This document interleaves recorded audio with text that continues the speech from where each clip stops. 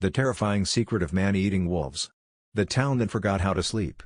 It all started in the winter of 1976, in a forgotten patch of the Midwest called Greystone, Montana, a place where the snow falls thick enough to bury secrets and the nights last longer than your courage.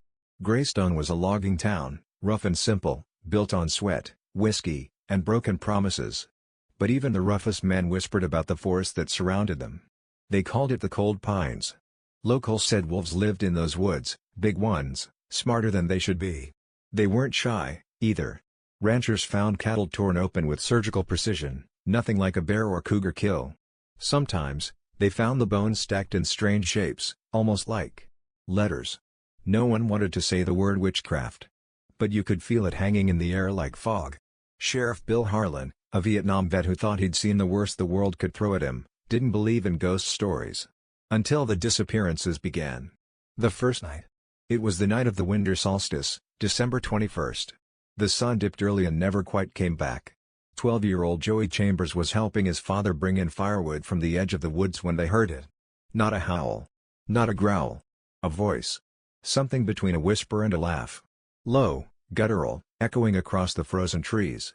Joey said later it sounded like "Come closer." The wolves stepped out of the tree line, 4 of them. But they were too big. Their shoulders came up past a man's waist. Their fur was jet black with a strange silver shine in the moonlight. And their eyes. God, their eyes. Were bright yellow and human-shaped. The boy dropped the firewood and froze. His father, Dale, raised his rifle, but by the time he took aim, it was too late. One wolf lunged. Dale screamed, a raw, animal sound, and the boy watched as the wolves dragged him, alive, into the woods. No body was ever found. The madness that followed. That winter was the worst in Greystone's history. 4 more people vanished, a ranch hand, a logger, a schoolteacher, and an old hermit who lived near the river. Some said the wolves only took those who were alone. Others said it was punishment for some forgotten sin of the town. The town council tried to keep it quiet, claiming it was bears or coyotes. But by January, nobody went outside after dark. The bars emptied before sunset. Church attendance doubled, but nobody talked much about God anymore. And then came the dreams. Half the town started reporting the same nightmare. They said they saw a tall, black-furred wolf walking upright like a man, with glowing yellow eyes and a voice that whispered secrets in perfect English. It told them their sins. Their failures. Their future deaths. Some people stopped sleeping altogether. A few went mad. One man, a miner named Frank Delaney, carved his own eyes out, claiming the wolf told him he'd seen too much. The outsider who challenged the legend. In early February, an outsider arrived. Dr. Evelyn Hart, a folklore professor from Chicago, drawn by the rumors. She wasn't the type to scare easily. Sophisticated, sharp-tongued, and fascinated by American legends, she came to Greystone with a tape recorder and a revolver. But even Evelyn couldn't explain what she found. Interview after interview, people described the same impossible details. Wolves that could walk upright. Creatures that spoke in broken English. Bones arranged in spirals or runes. A strange, repetitive phrase whispered in the woods. "You belong to the cold." Evelyn tracked the disappearances to an abandoned logging trail deep in the Cold Pines.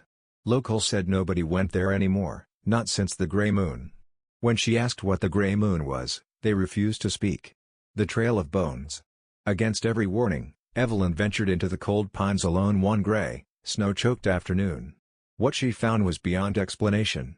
The trees thinned into a clearing where the snow had melted into dark, black earth. In the center stood a massive stone altar, ancient and cracked, covered in deep claw marks. Surrounding it was a spiral of bones, human, wolf, and deer, all tangled together. And at the edge of the clearing, staring at her with cold yellow eyes, stood a wolf. Taller than a man. It smiled. And then, it spoke. "We've been waiting for you." Darkness falls again. Evelyn ran. She ran until her lungs burned, until her legs gave out. She collapsed just outside the forest, clutching her tape recorder. The next morning, she played the tape. Through the static and the wind, a single phrase repeated over and over in a voice not quite human, not quite animal. "You belong to the cold." Evelyn left Greystone that night. She never published her findings. But in an unpublished letter found after her death, she wrote, "The wolves are not animals. They are something older. Something we forgot to fear. But here's the thing. The story didn't end there. Every winter since, people still disappear near Greystone. And every few years, someone reports seeing them again. But they're not human anymore. They're walking on all fours. Eyes yellow, cold, and distant. Hunting for the next soul to drag into the cold pines. And so I'll ask you again, when you stand alone in the American wilderness, far from any road, under a black sky, do you really believe you're alone? Because something ancient might be watching. Waiting. Hungry. A love letter to madness. 3 years after Evelyn Hart fled Greystone, her story faded like smoke in a winter wind. People stopped asking questions, because questions led to answers no one wanted. But in 1979, someone came searching again. Not a scientist this time, but a man with a broken heart. Thomas Reed was a writer from Boston, tall, soft-spoken, the kind of man who read too much Edgar Allan Poe for his own good. His fiancée, Clara Mitchell, a bright, gentle soul who painted cold, lonely landscapes, vanished on a solo trip through the northern Rockies the year before. Last seen heading west from Billings, Montana. No clues. No remains. Until one night, Thomas received a package in the mail. No return address. Inside, Clara's silver locket, and a scrap of paper with just 3 words written in red ink. The Cold Pines. The descent into isolation. Thomas left everything behind. No goodbye notes, no phone calls. He took a single suitcase, a battered journal, and a bottle of whiskey. He drove west through endless fields of snow, where the sky met the earth like an endless sheet of glass. By the time he reached Greystone, it was already late October. Frost coated the windows. The streets were nearly empty. People watched him from behind curtains, whispering about another stranger chasing ghosts. He checked into the Silver Pines Motel, the only one still open that late in the season. The front desk clerk, a woman named June Carter, looked at him with pity. "You're looking for someone in those woods, aren't you?" she asked, voice low. Thomas nodded. She just shook her head and muttered, "Another one for the cold." Whispers in the pines. The first night, Thomas dreamed of Clara. But she wasn't the Clara he remembered. In his dream, she was running through the woods barefoot, her face pale and wild-eyed, wearing a torn red dress. And something followed her. A pack of black wolves, their teeth like daggers, their breath steaming in the cold air. But Clara didn't run from them. She ran with them. When Thomas woke, the sound of howling still echoed in his ears. He swore he heard her voice among them, whispering, "Come find me." The madman's warning. The next day, Thomas sought out the only man in Greystone who'd ever claimed to survive the cold pines, Reverend Elijah Graves, an ex-priest turned recluse. Graves lived in a decaying cabin at the forest's edge, surrounded by crude wooden crosses and wind chimes made of animal bones. When Thomas asked about the wolves, the old man laughed, a dry, cracked sound. "They're not wolves," Graves rasped. "They're memories that learned how to hunt." "What do you mean?" Thomas asked. Graves stared out at the trees, his voice barely a whisper. "They wear the skin of what we fear most. Out there, your regrets will hunt you. And they will wear your lover's face. Into the heart of darkness."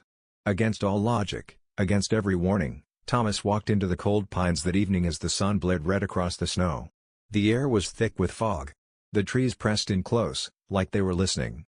At first, it was quiet. Just the crunch of his boots in the frost.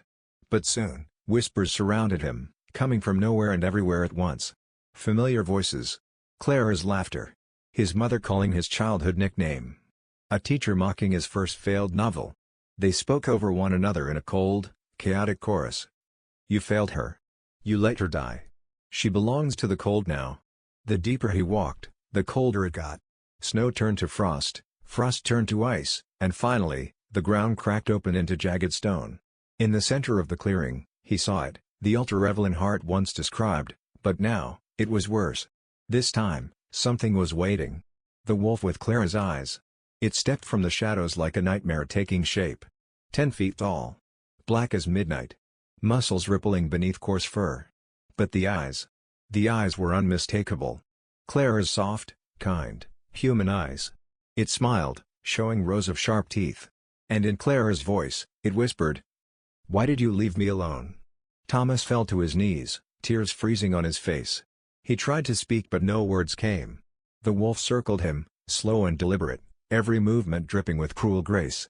And then it spoke again, deeper this time, layered with voices, not just Clara's, but hundreds of others, blending into a horrifying harmony. "No one leaves the cold pines unchanged.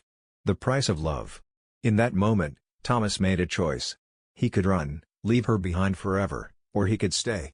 Stay and try to save her soul from whatever nightmare it had become. "I'll stay," he whispered, barely audible.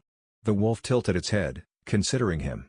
And then, for the first time, it howled, a deep, echoing cry that shook the trees. From the shadows, more wolves emerged. Dozens of them. Their bodies massive, their eyes human, glowing yellow in the dark. Some looked familiar. Townsfolk who had vanished. Travelers no one missed. And in that instant, Thomas realized the truth: the cold pines were a prison, not a forest. A place where lost souls became something else. Something colder. Something eternal. Disorientation and the grip of legend. Time lost all meaning in that place. Days bled into nights without warning. Thomas wandered the forest with the wolves, his mind slipping like melting snow. Sometimes he remembered who he was. Other times, he became just another voice in the wind. But in the rare moments of clarity, he still saw her, Clara, standing at the edge of the trees, reaching out with frost-bitten fingers, calling him deeper. Her voice carried over the frozen pines like a sad, beautiful melody. "If you love me, stay with me forever." And so he did. But love, in the cold pines, is not what you think it is. Back in the town. Months passed. Winter broke, but Thomas Reed never returned. Hikers found his abandoned journal beneath a tree near the trailhead. The last entry was dated February 14th, Valentine's Day. It read, "I found her. But she is colder than I remembered. And now. So imagine." Since then, on bitter February nights, people say you can hear two voices howling together, one deep and wolfish, the other soft and sad, like a love song carried on the wind. And those who follow the voices? They don't come back. But what if the story isn't over? Greystone thought the legend was finished. Just a story to scare children. But this isn't the kind of story that ends. Because the cold pines are still out there. And every winter, new footprints appear in the snow. Some human. Some not. The stranger in the snowstorm. 10 years passed. Greystone faded deeper into obscurity, another ghost town eaten by time. But in the winter of 1989, another stranger arrived. Her name was Emily Dawson, a wildlife journalist from Seattle. She wasn't chasing legends or love, just a viral story. Wolves attacking humans, government cover-ups, ancient rituals, perfect fuel for a career-making article. She didn't believe in curses or spirits. Not until the snowstorm hit. She had barely set foot in the cold pines when the sky cracked open, releasing a blizzard unlike anything in the local forecast. Whiteout conditions, howling winds, and beneath it all, something worse, the sound of voices in the storm. Soft at first, almost tender. "Stay with us. It's so cold without you. Help us remember who we were." The voices followed her as she stumbled deeper into the trees. But the strangest thing? One of them called her by name. Ghosts in the snow. Emily found an abandoned campsite near the altar. Torn tents, frostbitten gear. But the thing that froze her blood was what she found inside one of the tents, a Boston Library card. The name on it? Thomas Reed. The man who vanished 10 years ago. Beside the card was an old silver locket, half buried in the snow. She opened it, and inside was a photo of Thomas and Clara, smiling together in the summer sun, before the forest took them. And suddenly, it hit her, this wasn't just a hunting ground. It was a graveyard. But one where no one ever stayed dead. The wolves revealed themselves. The howling surrounded her. First, she saw shadows in the mist, dozens of them. Wolves taller than bears, walking on two legs, with fur black as a starless sky. But what chilled her deeper than the cold was their faces. Somewhere beneath the beastly features, she could still see their humanity. The high cheekbones of Clara Mitchell. The sad, tired eyes of Thomas Reed. The jawline of Sheriff Bill Harlan. The timid smile of Joey Chambers, now stretched into a cruel grin. They hadn't died. They had changed. Frozen in time, trapped between life and legend. One of the wolves stepped forward. Its yellow eyes stared directly into hers. "We remember you," it growled. "Even if you've forgotten us." The cold's true nature. Emily demanded to know what they were. Why they hunted. Why they dragged souls into the cold pines. And then, in one horrible, whispered truth, they answered. "We are what loneliness becomes when it is left too long in the dark." The cold pines wasn't just a forest. It was a wound. A scar on the world where sorrow, regret, and forgotten love twisted into hunger. Anyone who wandered in alone became part of it. No rescue party could find them. No prayer could save them. Because they didn't want to be saved. They belonged to the cold now. And they had become something eternal. Emily's choice. The wolves gave Emily the same choice they gave Thomas and Evelyn before him. Stay. Join them. Forget the pain of the outside world. Or leave. And carry their voices with her forever. Emily stood in the clearing, the wind tearing at her jacket, snow biting her face. She thought of her lonely apartment, her failed relationships, the hollow victories of her career. Was this really worse? But then, she remembered something Thomas Reed had written in his final journal entry. Some love stories are prisons, not fairy tales. She turned her back to the wolves. And she ran. The shocking escape. Branches clawed at her face. The cold sliced through her lungs like knives. But she didn't stop. Behind her, the howls turned to laughter. Mocking. Melancholy. The forest tried to disorient her, trees shifting places, the sky spinning, shadows warping like melting wax. She stumbled once, twice. But finally, just before sunrise, she burst from the tree line, collapsing in the snow beside the highway. A trucker found her, half frozen, delirious. She was rushed to a hospital in Billings. When she woke up 2 days later, the doctors told her the strangest thing. She had hypothermia, frostbite, and several deep claw marks across her back. But there were no wolves in Montana that matched what she described. And when rangers searched the cold pines, they found no footprints. No altar. No wolves. As if the entire forest had closed its doors. The story goes viral. Emily wrote her story. She published everything, the history of Greystone, the legend of the cold pines, the truth about Thomas and Clara. Some called it a masterpiece. Others said she'd gone mad in the snow. But the story caught fire online. Forums debated it. Podcasts dissected it. YouTube channels told and retold the legend, each adding their own spin. But here's the thing. A few months later, hikers near Greystone started disappearing again. And on certain nights, people claimed they saw 2 sets of yellow eyes watching from the tree line. One soft, feminine. The other sharp, sorrowful. Some say it's Clara and Thomas, still searching for each other in the endless cold. The cold pines today. The cold pines are still on the map, but no one drives that road anymore. Too many missing posters. Too many unsolved cases. And every winter, just as the first snow falls, the legend resurfaces. People start hearing things in the woods. Voices. Laughter. And the words come back, over and over. You belong to the cold. The final question. So, what do you think? Are the cold pines just another ghost story told around American campfires? A cautionary tale about loneliness, regret, and the things we bury deep inside? Or is the forest still waiting out there, patient and hungry, ready to turn the next lost soul into legend? The snow is falling again. The nights are longer. And if you ever find yourself alone in a forgotten forest, with only your regrets to keep you company, listen carefully. Because if you hear someone calling your name, softly, sweetly, it may already be too late. The terrifying secret of vampire bats. Let me ask you something strange. Have you ever stood under the moonlight, somewhere far away from the noise of cities and headlights, and felt the night breathing around you? Felt the cold wind brush your neck, like fingertips? And wondered, is it loneliness you feel? Or is it something hungry, watching you bleed beneath the stars? Because out in the forgotten parts of America, where ranch fences rot and ghost towns sleep, something is flying in the dark. Something small, silent, and starving. This is the story they didn't want you to hear. This is the true American nightmare of vampire bats. The town that bled dry. It began in 1992, in Sierra Blanca, Texas, a sun-blasted town near the Mexican border where cattle outnumbered people and the night stretched on forever. People there lived simple, hard lives, ranchers, oil workers, loners running from their pasts. But that winter, something changed. Cattle started turning up dead, drained, not torn apart like a coyote kill. They were found pale, limp, their throats marked with precise, circular bites. At first, folks thought it was some weird disease. But then, ranch hands started waking up with the same bite marks on their necks and ankles. A few brushed it off. Until one man didn't wake up at all. The first death. Luis Romero, a ranch hand, was found dead in his bunk.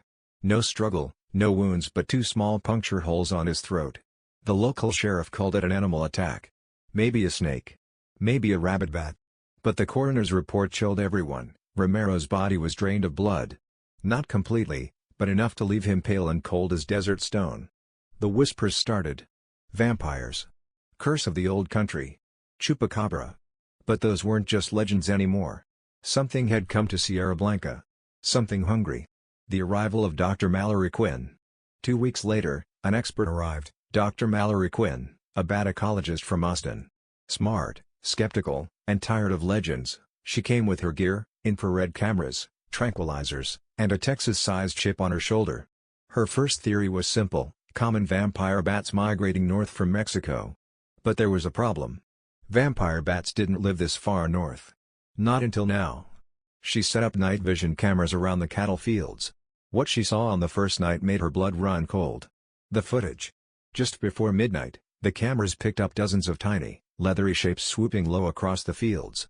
But these weren't ordinary bats. These bats were larger than they should be. Wingspans nearly 2 feet across. And their eyes, caught in the infrared, reflected red, like dying stars. She watched as they landed silently on the backs of sleeping cows, slicing thin cuts with razor-sharp teeth and drinking in eerie stillness, their bodies pulsing as they fed. And then, she saw something worse. One of the bats peeled itself off a cow and flew straight toward the camera. For just a moment, half a second, it stared directly into the lens. And it smiled. Not an animal smile. A human one. The curse in the caves. The locals finally told her where they thought the bats came from. 10 miles west of town, past a dry gulch in an abandoned copper mine, there was a series of caves known as La Boca del Diablo, the Devil's Mouth. They said it was cursed ground, used centuries ago by Spanish missionaries who tried to cleanse the local tribes with fire and blood. Some said those tribes cursed the land in return, promising that their spirits would return in the form of blood-drinking spirits of the night. No one had dared enter the caves in decades. But Quinn wasn't like most people. Inside the Devil's Mouth. She entered the caves at dusk, flashlight trembling in her hand. The walls were lined with ancient markings, strange symbols, neither Spanish nor indigenous. Circles within circles. Spirals dripping down the rock like frozen tears. The deeper she went, the colder it got. Her breath fogged in front of her. And then she heard them. Not screeches. Not wing beats. But whispers. Faint voices calling her name. Mallory. Stay with us. It's so cold. And there, at the heart of the cave, she found them. Hundreds of bats, hanging upside down in perfect rows, their wings wrapped like burial shrouds. But what froze her in place was the shape of their faces. They weren't fully bat. Their features were human. Sunken cheekbones. Hollow eyes. And faint, twisted smiles stretched impossibly wide. The legend wags. Suddenly, the silence shattered. The bats awoke all at once, wings unfolding like some ancient, living machine. The sound was deafening, thousands of wings beating in sync, shaking the cave walls. And through the chaos, a figure stepped forward from the shadows. Tall. Thin. Pale as moonlight. Not a bat, but not a man either. He spoke, and his voice was cold and clear. You should not have come here, child of daylight. We are the forgotten hunger of this land. And we are finally free. Before she could run, the swarm exploded around her, and the world vanished in a storm of wings and teeth. The aftermath. She woke outside the cave hours later, bruised, bleeding. But alive. And around her neck, 2 tiny puncture wounds. Mallory fled Sierra Blanca that night. She never spoke publicly about what she saw. But her private notes, leaked years later on an internet forum, described her final warning. They are not animals. They are something older. Something made of hate, hunger, and regret. And they are spreading north with every passing winter. But the nightmare didn't stop there. Reports of strange bat attacks began popping up in New Mexico, Arizona, even as far as Oklahoma. Campers waking up pale and confused, with bite marks they couldn't explain. Farmers losing livestock overnight. And hikers finding ancient, spiral carvings in caves where no human had been. And here's the most chilling part. Every full moon, in certain parts of the desert, people claim to see a man in a wide-brimmed hat, his face hidden in shadow, standing on the cliffs, watching the night sky as thousands of bats swarm over the horizon. They call him the first one. The one who leads them. The one who will one day call for us. So I'll leave you with this question. The next time you walk outside at night, and you feel a sudden chill on the back of your neck, do you really think that's just the wind? Or is something sharp, silent, and thirsty circling above your head, waiting for the moment you close your eyes? The Lovers in the Desert. In 1997, 5 years after Dr. Mallory Quinn vanished from public life, the story began again. This time with two young travelers, Alex and Marissa Wade, a newlywed couple on a cross-country honeymoon, seeking adventure on the back roads of America. They weren't thrill seekers, just two hopeless romantics. They didn't believe in curses or legends. Not until they broke down near Sierra Blanca. It was late November. The desert stretched around them like an ocean of bones. Their car sat silent on an empty highway, and night was falling fast. With no cell service, they had one choice: walk. And so they did, holding hands as the shadows deepened, laughing to keep the fear away. But you can't laugh away what waits in the dark. The forgotten gas station. 3 miles down the road, they found it. An old gas station, boarded up and leaning sideways, its Phillips 66 sign rusted beyond recognition. But one flickering light burned above the door, swaying in the wind.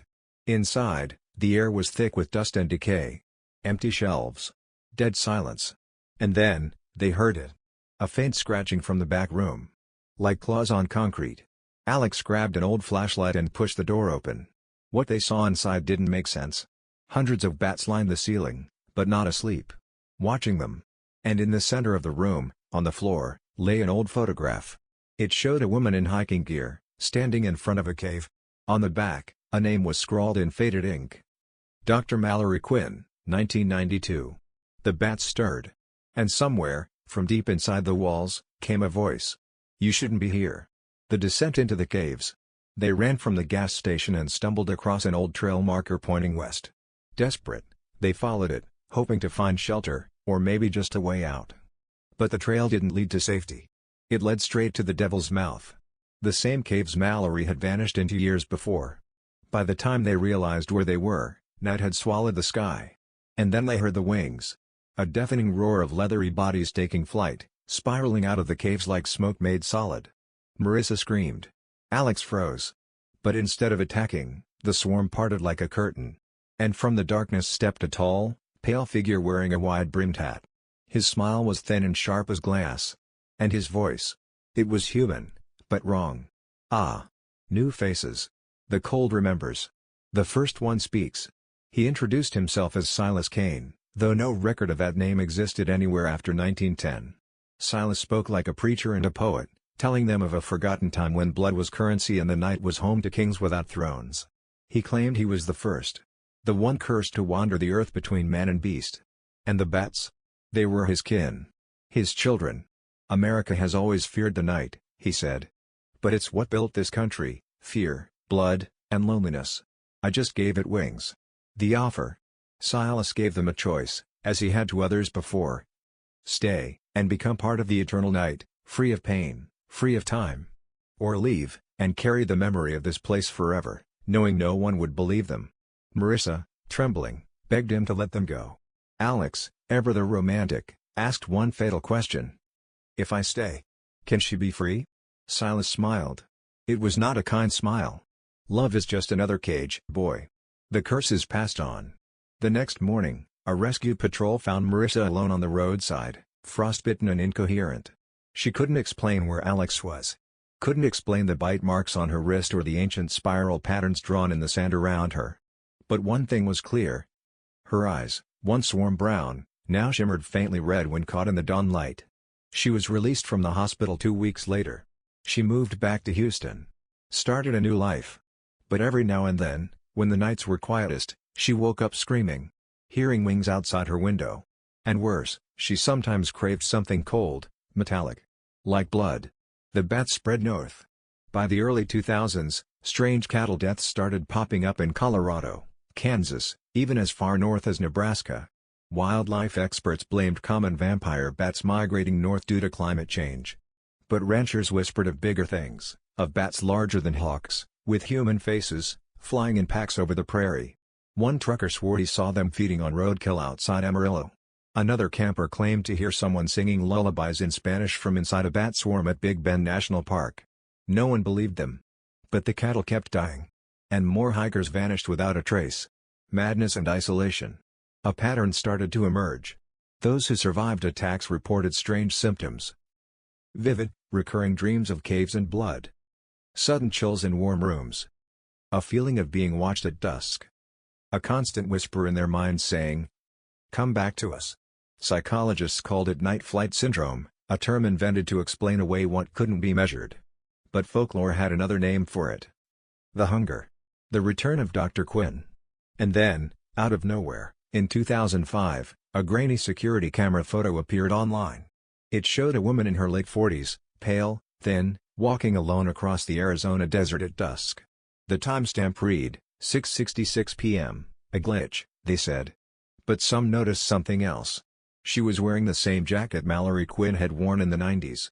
And behind her, circling overhead like a dark halo, were hundreds of bats. The madness continues. To this day, some say Quinn is still alive. Still searching for the first one. Or maybe she's become something worse, a queen of the swarm, guiding them as they expand north, blending myth and blood into one terrifying legacy. And if you listen carefully, especially in the southwest desert, where the nights stretch on forever, you'll hear them calling. Soft at first. Almost beautiful. But then louder. Hungrier. Come home. We're waiting. It's so cold. But here's the worst part. They say the bats aren't finished spreading. Each winter, as America grows colder, they push farther north. Adapting. Evolving. Waiting for the night when the whole country belongs to them. And when that day comes, it won't be cattle they're feeding on anymore. The final expedition. By 2012, the vampire bat attacks had become impossible to hide. Ranchers in Wyoming. Campers in Utah. Entire cattle herds wiped out overnight, bloodless and untouched by predators. The government finally responded, not with headlines, but with silence. Quiet investigations. Wildlife containment teams. And into the heart of it all went Agent Daniel Cross, an ex-Marine turned federal wildlife officer, with one mission. Find the source. End it. Cross was not a man of legends. He believed in bullets and evidence. But nothing in his training prepared him for what he found. The Cold Pines return.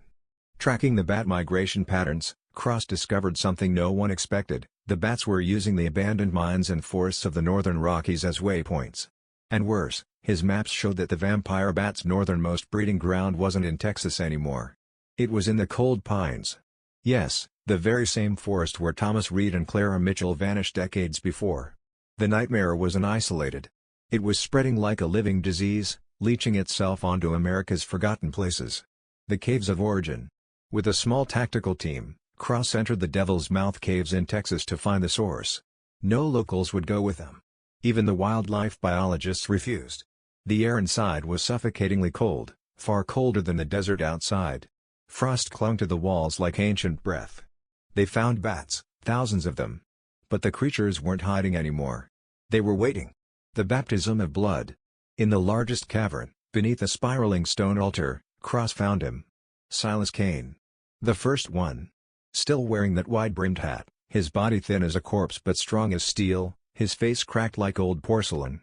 "I knew you'd come," Silas whispered, his voice echoing like wind in a graveyard. He spoke of hunger, not for flesh, but for souls trapped in regret. How he and his swarm had fed on the loneliness of the American frontier for centuries. How every forgotten place gave them strength. "The world has forgotten its monsters," Silas said. "But we remember." Then he made Cross an offer. Join them. Become more than a man. Or die and be forgotten like the rest. The final choice. Cross raised his rifle, but his hands trembled. Because as he looked into Silas Kane's eyes, he didn't see a monster. He saw himself. A man haunted by wars, regrets, and nights alone in motel rooms. A man just as empty as the caves around him. And for one terrifying second, he considered saying yes. But then, a faint sound cut through the cave, the voice of his daughter, recorded on a voicemail he'd kept in his pocket. A simple "I love you, Dad," replaying softly from his phone. And in that moment, Cross remembered something stronger than hunger. Hope. The collapse. Cross detonated the charges his team had planted around the cave. The explosion rocked the earth, collapsing the Devil's Mouth in a storm of dust and stone. The bats screamed, a sound like 1,000 souls tearing apart. The entrance sealed shut, trapping Silas Kane and his brood beneath miles of rock. For now. But the night never ends. The attack stopped for a while. Cattle deaths dropped. The whispers faded. But here's what keeps Cross awake at night. Some bats escaped. The Cold Pines are still out there. And hunger never really dies. He knows because some nights, when the wind blows just right, he hears a familiar voice calling from the trees. "We're still hungry, Daniel. Come home." The final horror, a country at risk. In the years since, strange sightings have popped up farther north than ever before. Michigan's Upper Peninsula, bat swarms blocking out the moon. Idaho's wilderness, hikers drained of blood, their bodies found in perfect spirals. Montana, ranchers reporting a tall man in a hat watching them from the ridge at dusk. Scientists still blame climate change, shifting habitats, and rabies outbreaks. But the locals know better. They say the first one will rise again. And this time, he won't wait for the night to fall. He'll bring the night with him. The ultimate question. So ask yourself this. When you step outside at night, when you see those small shadows darting through the moonlight, are they just bats? Harmless little creatures chasing bugs and fruit? Or are they something older, colder? Waiting for your loneliness to ripen into hunger? Because the legend of the vampire bats didn't end in Texas. It's still flying north, town by town, night by night. And one day soon, it may reach your town. The ending that lingers. And when it does, when you feel that sudden chill on your neck, when you hear the faint flapping of wings in the night sky, ask yourself, are you alone? Or are you just forgotten? Because in the end, it's not the bats that hunt us. It's our loneliness. And it has teeth.